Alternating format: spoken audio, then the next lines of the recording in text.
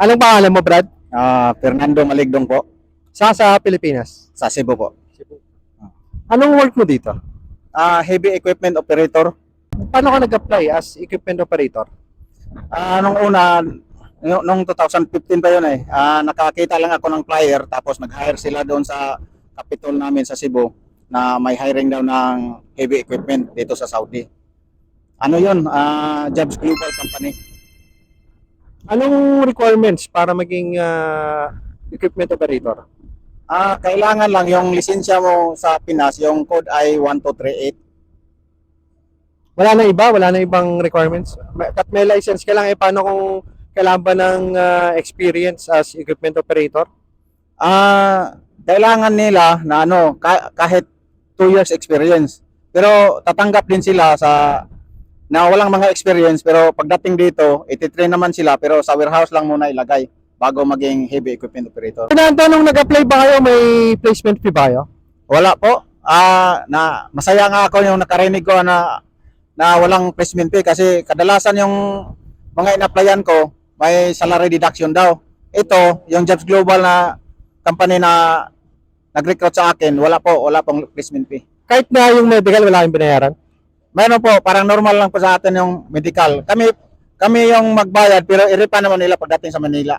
Bago ka naging equipment operator, anong work mo sa Pilipinas? Machine operator po ako. Machine operator, gaya ng press machine.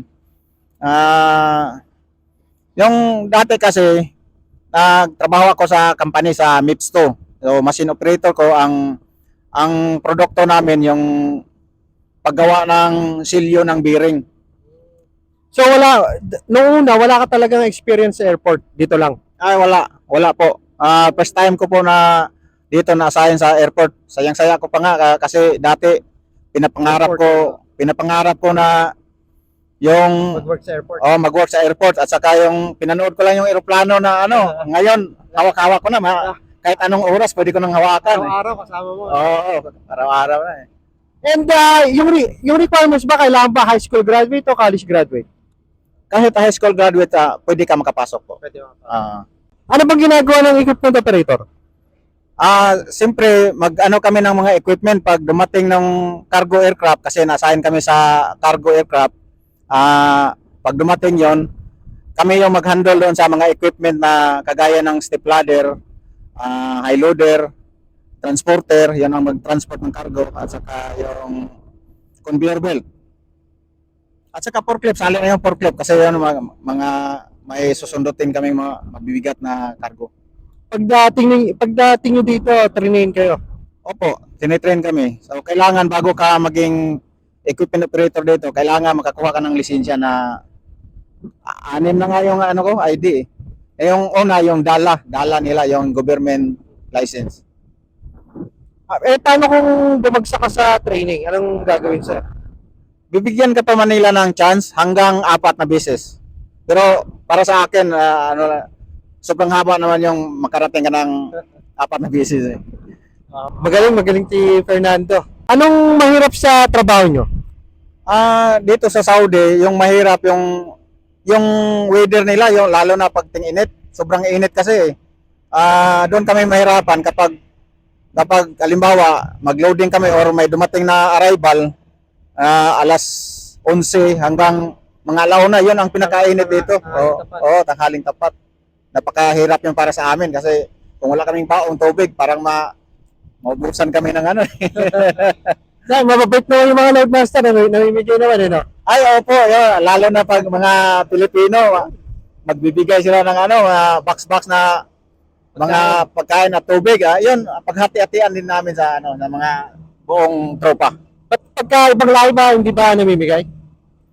Minsan naman kasi parang kung sa atin pa protocol nila yon or policy na hindi sila basta-basta mabigay. So, naintindihan naman namin yun. Okay, so okay pala pagka loadmaster dumating, no? May pagkain tsaka tubig. And sa hot reveal naman dyan, Fernando?